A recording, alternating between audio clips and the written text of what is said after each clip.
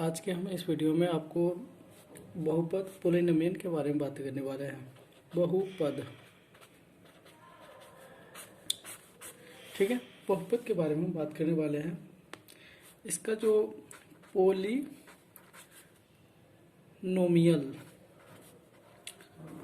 ठीक है, आज हम पोलिनोमियल पे बात करने वाले हैं। बहुपद मतलब कि बहुत सारे पद मिलकर एक बहुपद बनाता है। जैसे कि हम इसमें बहुत सारे टाइप बात करने वाले हैं। जैसे पहला होता है कि लीनियर पोलिनोमियल, ठीक है। इसको हम लीनियर पोलिनोमियल को हम कहते हैं क्या, हिंदी में इसका नाम है रैखिक बहुपद, ठीक है। जैसे इसका एग्जाम्पल क्या हो सकता है, हम आपको एग्जाम्पल देते हैं। रैखिक बहुपद का मतलब कि जैसे कि ax प्लस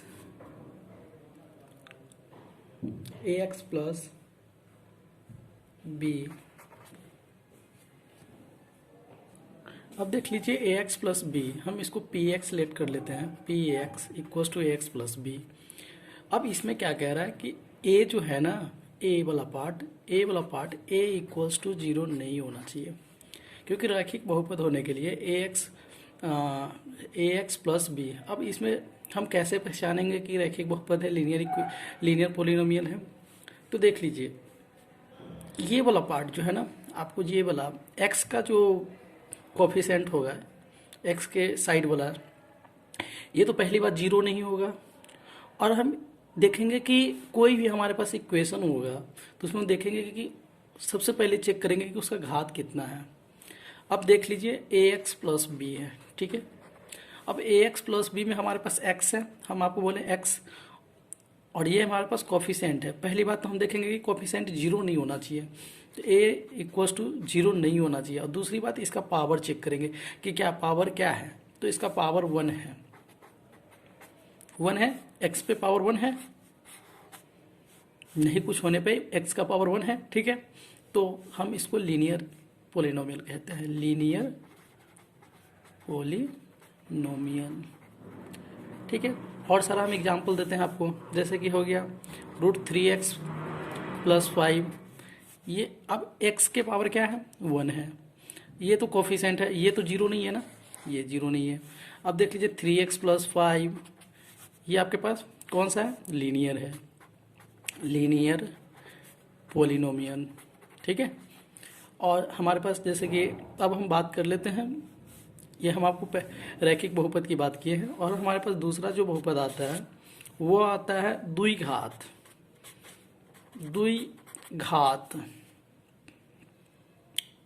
बहुपद, ठीक है। द्विघात बहुपद, इसको हम कहते हैं क्वाड्रेटिक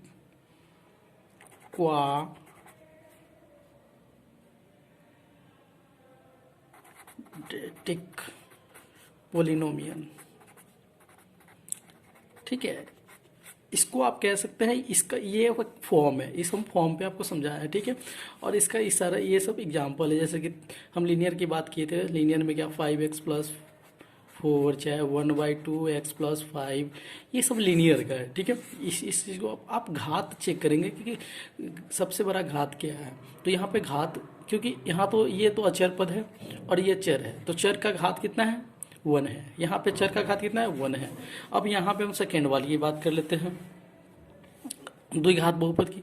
तो द्विघात बहुपद में क्या है, यहाँ जैसे कि हमारे पास इक्वेशन हम दे देते हैं क्या, 2x² प्लस 5x प्लस 6, ठीक है। अब यहाँ पे देख लेते हैं कि हमारे पास अचर पद की बात किए थे, यहाँ पे भी हम अचर पद की बात। अब यहाँ पे हमारे पास चर और अचर देख लेते हैं। ये हमारे पास अचर है, ये अचर है, ये अचर है। तो हम क्या बताएं आपको कि यहाँ पे हम पहले अचर पद देखेंगे। तो अचर पद क्या है मेरे पास, ये है, ये है, ये है, ठीक है। तो इसको हमको छांट देना है। और दूसरा हमें क्या करना है कि हमें चर पद पे देखना है कि चर पद का कितना बड़ा है, सबसे ज़्यादा घात किसका है। तो हम देखेंगे इसका घात, इस पे तो घात 1 है और इस पे घात 2 है, मतलब ये द्विघात बहुपद है। द्विघात बहुपद को पहचानने का सबसे आसान तरीका, किसी भी बहुपद को पहचानने का सबसे अच्छा तरीका क्या है कि आप घात देखो कि किसका घात कितना बड़ा है। अब देख लो यहाँ पे 2 सबसे ज़्यादा है क्योंकि यहाँ 5x है, यहाँ कुछ भी नहीं है और यहाँ 2 है, तो यहाँ ये द्विघात बहुपद है। 2x² प्लस 5x प्लस 6 जो है वो द्विघात बहुपद है, आपको पहचानने को दे देगा। तो ये क्या है, क्वाड्रेटिक पोलिनोमियल, ठीक है। और इसका जो बिग फॉर्म है, इसका हम फॉर्म के बारे में बता रहे, ax² plus bx plus c। अब यहाँ पे हमारे पास a नॉट, तो हम यहाँ पे सेकेंड बात कर रहे थे क्या कि ये जो हम क्वाड्रेटिक की बात कर रहे थे कि क्वाड्रेटिक पोलिनोमियल और वो लीनियर की बात किए थे। तो यहाँ पे हम पहली बात क्या करेंगे कि पहले हम देखेंगे जो चर पद है उसमें सबसे बड़ा घात किसका है। अगर वो 3 हुआ तो हम तीसरा उसको त्रिघाती बहुपद बोलते हैं उसको, ठीक है। और अगर वो 2 हुआ तो उसको क्वाड्रेटिक बोलेंगे। इस तरीके से आप इसको चेक कर सकते हैं कि बहुपद कौन सा है, रैखिक बहुपद है या द्विघाती है या त्रिघाती है। आप इस तरीके से बहुपद को चेक कर सकते हैं। तो यहाँ पे हम आपको इसका बिग फॉर्म बता रहे थे। तो यहाँ पे हम इसका, तो हम यहाँ क्वाड्रेटिक पोलिनोमियल की बात करने वाले थे कि इसमें देखिए हम पहले आपको बताया था कि हम पहले चेक करते हैं कि कोई भी हमारे पास इक्वेशन दिया हो तो हम पहले चेक करेंगे कि सबसे पहला काम मेरा होगा कि हम घात चेक करेंगे कि किसका घात कितना बड़ा है। अगर पहला घात हम पहले चेक करेंगे 1 होगा तो वो लीनियर होगा, ठीक है। और अगर मेरा 2 होगा तो द्विघात होगा। जैसे हमारा बढ़ेगा, अगर घात की नंबर बढ़ेगा तो उसका पोलिनोमियल खुद ब खुद, जैसे द्विघात होता है त्रिघात हो गया है, अगर जो 4 वाला होगा तो वो हो जाएगा, ठीक है। तो इस तरीके से आप घात को पहचान सकते हैं, ठीक है। पहचानने का तरीका यही है कि आप पहले चर वाले पद का चेक करेंगे। और दूसरा बात ये रहेगा आपको कि यहाँ पे आप ये चेक करेंगे कि a=0 नहीं होना चाहिए, चाहे वो कोई भी फॉर्म हो, चाहे वो लीनियर की बात करें, चाहे क्वाड्रेटिक की बात करें, चाहे वो त्रिघात की बात कर ले, कोई भी हो। तो आप पहले ये चेक करना है कि यहाँ पे a=0 तो नहीं है। उसके बाद दूसरा काम ये आपका रहेगा कि उसमें घात पहचानना रहेगा, ठीक है। तो आप इसको पहचान सकते हो। और इसका जो बिग फॉर्म है उसके बारे में बात करने वाले हैं कि हम सेकेंड वाली बात किए हैं कि ax² plus bx plus c, जिसमें a≠0, मतलब कि जब x² का जो कोफिशिएंट होगा वो 0 नहीं होगा। और इसके बाद हम त्रिघाती की बात कर लेते हैं। त्रिघाती, इसका व्यापक रूप जो होता है px=ax³। अब देख लो यहाँ पे हमारे पास पहला काम क्या है कि हम पहले चर वाले पद को देखेंगे कि यहाँ पे चर वाले पद का कितना घात है, 3 है। तो ये त्रिघाती होता है। ax³ प्लस क्या होगा, bx² plus cx plus d, जहाँ पे a≠0 होगा। तो आप ये बहुपद को पहचान सकते हो। अब इसमें कुछ फॉर्म है जिसके बारे में हम आपको बात करने वाले हैं। पहली बात ये कह रहा है कि अब ये हम बहुपद का मान कैसे निकालेंगे। पहला फॉर्म हमारे पास है कि हम, अगर मेरे पास कोई भी बहुपद होगा तो उसका मान कैसे निकालेंगे। तो सिंपल फॉर्म है, इसको एक हम एग्जांपल देकर आपको समझाते हैं। जैसे हमारे पास एक इक्वेशन है 3x³ minus 2x² plus 4x plus 7। अब हम एक बात बताते हैं आपको कि आप यहाँ पे जो px है, हम यहाँ px की वैल्यू 1 ले लेते हैं, x की वैल्यू हम 1 ले लेते हैं। इसका मतलब क्या है, जब हम px की वैल्यू, हम px जो है x की वैल्यू हम 1 ले रहे हैं तो x - 1 = 0। मतलब आप इससे डिवाइड करोगे x - 1 तो ये इसका एक फैक्टर बन जाएगा, गुणनखंड बन जाएगा। जब आप इसको 3x³ minus 2x² plus 4x plus 7 का गुणनखंड निकालोगे तो x - 1 भी एक इसका शून्यक हो जाएगा। हम इसको करके आपको दिखाएंगे कि ये कैसे बनता है। तो हम अगर हम p1 की वैल्यू लेते हैं तो हम यहाँ पे बहुपद का वैल्यू निकालते हैं। देखिए p1 की वैल्यू हम जब ले रहे हैं तो 3 × 1 का क्यूब माइनस 2 × 1 का स्क्वायर प्लस 4 × 1 प्लस 7। अब इसको देखो, 1 का क्यूब 1, 3 माइनस 2 प्लस 4 प्लस 7। अब क्या हो जाएगा, इसको कर लो, 7 4 11 और 11 और यहाँ 14 में से 2 गया तो 12। मतलब इसका जो वैल्यू हो जाएगा इस ये त्रिघाती बहुपद है। त्रिघाती बहुपद कैसे है? इसका घात जो है वो 3 है। सबसे बड़ा घात इसका क्या है? 3 है। उसके बाद क्या है? 2 है। उसके बाद 1 है, और यहाँ पे कुछ नहीं है, तो ये 0 हो जाएगा। तो यहाँ पे हम जीरो ऑफ पोलिनोमियल की बात करने वाले हैं। जीरो ऑफ पोलिनोमियल, ठीक है। तो यहाँ पे इसको हम कैसे करेंगे? अब देख लो, हमारे पास कोई एक फॉर्म है, कोई भी इक्वेशन है। तो जैसे हम एक इक्वेशन लेते हैं 2x माइनस 6। अब हम आपको पूछेंगे कि पहला ये कौन सा है? द्विघाती है, त्रिघाती है, या रैखिक है? लीनियर की बात कर ले चाहे क्वाड्रेटिक की बात कर ले, ये कौन सा है? तो ये सिंपल है भाई। यहाँ पे देख लो इसका घात क्या है। सबसे पहली बात, अचर पद को देखो, तो अचर पद में तो कुछ है ही नहीं, तो इसको तो आप कैंसिल कर दो। अब यहाँ पे चर वाली पद x है, तो x पे पावर क्या है? 1 है। तो यहाँ पे क्या हो जाएगा? 2x माइनस 6 इक्वल्स टू 6 है, 2x माइनस 6, ठीक है। तो हम यहाँ पे ये जो है वो लीनियर पोलिनोमियल है। पहला बात तो मेरा ये हो गया पोलिनोमियल। दूसरा क्या कह रहा है कि इसका जो शून्यक कैसे नहीं, तो शून्यक निकालने के लिए सबसे अच्छा तरीका क्या है? आप ये देख लो, क्या px इक्वल्स टू 0 है? px इक्वल्स टू 0, तो px, अब यहाँ पे हमारे पास क्या है? 2x माइनस 6, तो क्या x का क्या वैल्यू होगा कि ये टोटल 0 हो जाएगा? 2x माइनस 6 है, तो तो x की वैल्यू अगर हम 3 रखते हैं, पॉजिटिव प्लस वैल्यू रखेंगे, तो क्या हो जाएगा? 2 इंटू 3 माइनस 6, मतलब ये 0 हो जाएगा। तो अगर आप इसका शून्यक निकालते हो तो इसमें 3 एक शून्यक इसका बन जाता है। अब इसको हम देख ले, अब अगर हम दूसरी विधि कर ले, अगर हम आप डिवाइड विधि बात कर ले, डिवाइड से, तो आप यहाँ x इक्वल्स टू 3 लिए हो, तो हम क्या कर ले इसको, x माइनस 3 इक्वल्स टू 0। आप इसको डिवाइड करके देखो, इसमें एक आपको 3 एक पोलिनोमियल आ जाएगा, सॉरी हाँ शून्यक। हम दूसरी एग्जाम्पल की बात कर ले, तो यहाँ पे हमारे पास पी एक्स की वैल्यू क्या है? X square minus 7x plus 10। अब इसमें आपको हम दो विधि बताएंगे कि इसमें कैसे। अब पहला तो आप फैक्टराइजेशन कर लो, फैक्टर निकालना बहुत आसान है। आप 10th में भी पढ़ चुके हैं, 10th से पहले भी 9th में भी पढ़े हैं। तो फैक्टर निकालना अगर आपको नहीं आता है तो आप एक बार इस पर ध्यान दें कि फैक्टर कैसे निकालते हैं। यहाँ पे हमारे पास क्या है? X square minus 7x plus 10। हमारा पहला काम क्या होता है कि अगर हमें ये जो सेकेंड वाला है बी एक्स, या इसको हम बी एक्स इसलिए कह रहे हैं कि हम आपको इसके फॉर्म बताए थे A x square plus B x plus C. अब ये हमारे पास द्विघाती का क्वाड्रेटिक पोलिनोमियल का बिग फॉर्म है।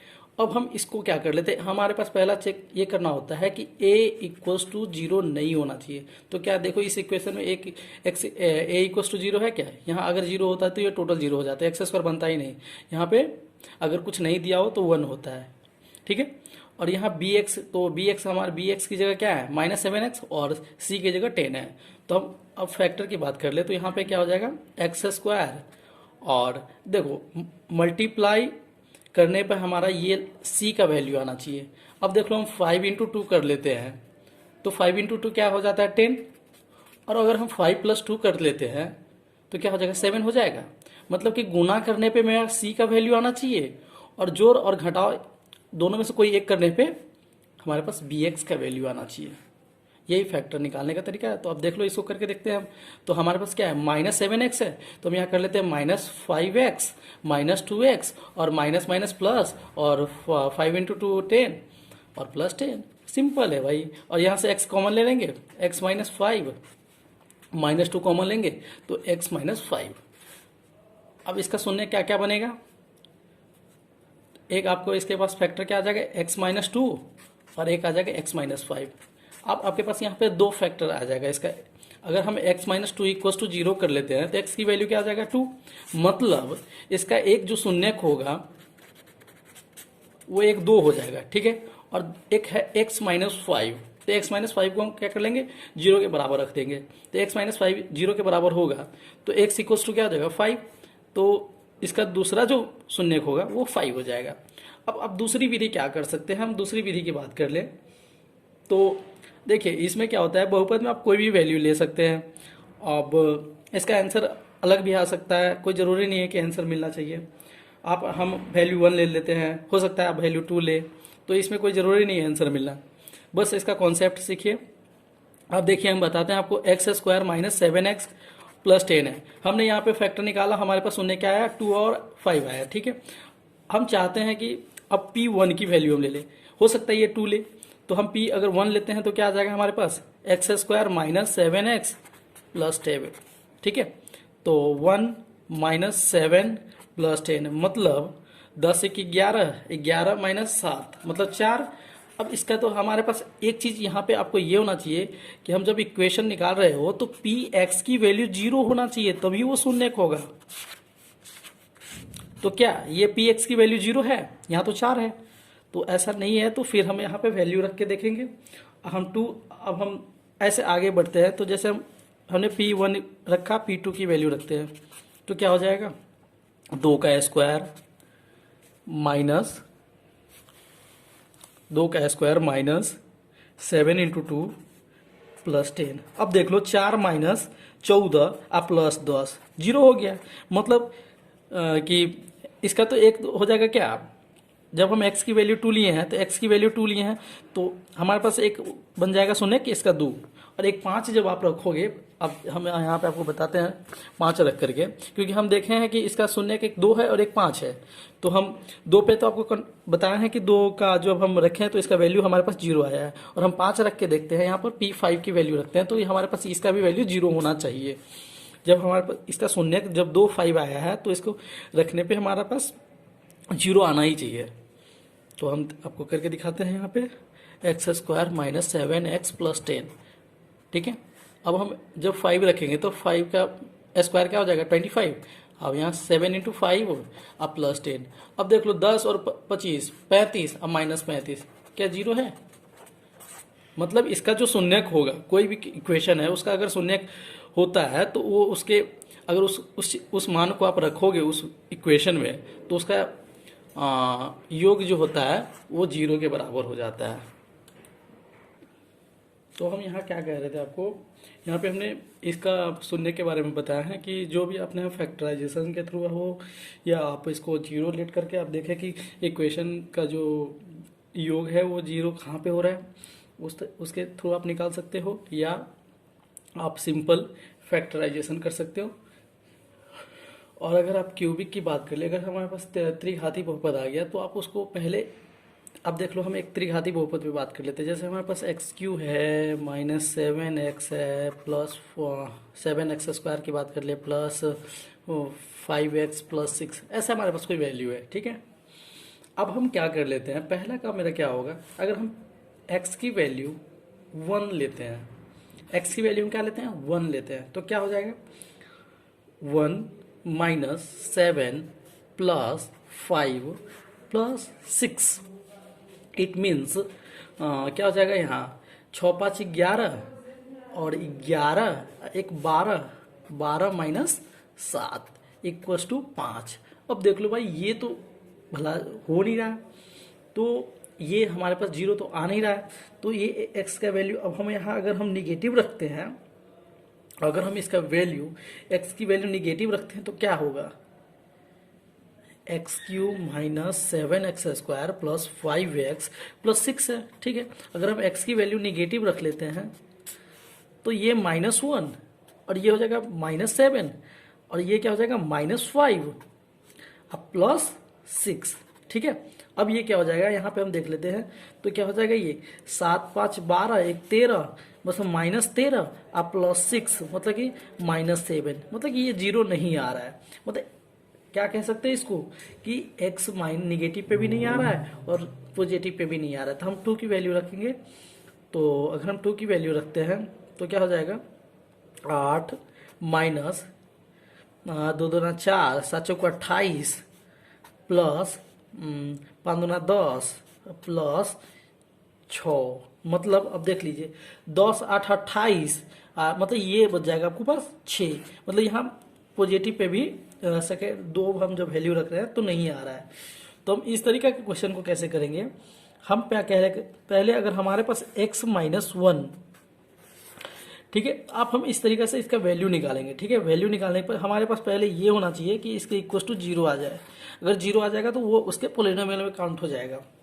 ठीक है, हम थर्ड वाले पे हम बात करेंगे। तो हम पहले आपसे बात किए हैं कि आप इसको इक्वेशन कैसे निकाल सकते हैं, इसका शून्य निकालने का क्या विधि है। अगर हम जीरो निकालने की चेक करेंगे, अगर मान लीजिए ये मेरे पास इक्वेशन है और इस इक्वेशन को हम अगर हम x इक्वस टू 1 लेते हैं और x इक्वस टू 1 लेने पे अब हम यहाँ क्या कर लेते हैं, x इक्वस टू 1 आ गया। मान लीजिए कि x इक्वस टू 1 पे इसका वैल्यू 0 होता है, अगर हम यहाँ लेट कर रहे हैं, नहीं है लेकिन हम लेट कर रहे हैं, तो यहाँ पे क्या हो जाएगा, x equals to X minus 1 equals to 0, X minus 1 से हम डिवाइड कर लेंगे एक्स क्यू, ठीक है, x Q minus 7x square plus 5x plus 6, ठीक है। आपके पास एक ये शून्य तो बनेगा ही। अब आप यहाँ से डिवाइड करोगे इसको, तो डिवाइड करोगे तो क्या हो जाएगा, ये डिवीजन रूल है, इसको हम बाद में आपको बताएंगे ये डिवीजन कैसे। x माइनस 1, तो अब हम पहले हमें एक्स क्यू यहाँ पुराना है तो एक्स स्क्वायर से मल्टीप्लाई करते हैं, तो ये क्या हो जाएगा एक्स क्यूब और माइनस एक्स स्क्वायर। अब यहाँ पे हमारे पास ये भी पॉजिटिव है, ये भी पॉजिटिव है, यहाँ पॉजिटिव है, निगेटिव, यहाँ निगेटिव है तो यहाँ पॉजिटिव, मतलब ये तो कट जा रहा है। अब आपके पास यहाँ क्या आ जाएगा, माइनस 6 स्क्वायर प्लस 5x अब प्लस 6। अब हमारे पास ये हमारे पास होना चाहिए कि जो माइनस 6 स्क्वायर है वो हमारे पास, हम यहाँ अगर माइनस 6 से मल्टीप्लाई कर दे रहे हैं तो क्या माइनस 6 स्क्वायर हो जाएगा। यहाँ हमारे पास पहला ये जो है ना वो हमारे पास पूरा होना चाहिए, तो माइनस 6 स्क्वायर और माइनस माइनस प्लस 6x, क्योंकि देख रहे हैं यहाँ भी माइनस है यहाँ भी माइनस है, और माइनस गुने माइनस प्लस, ठीक है। तो यहाँ माइनस है तो यहाँ प्लस हो जाएगा, और यहाँ प्लस है तो यहाँ माइनस हो जाएगा, तो ये तो कट जाएगा, और यहाँ क्या हो जाएगा माइनस एक्स और प्लस 6, ठीक है।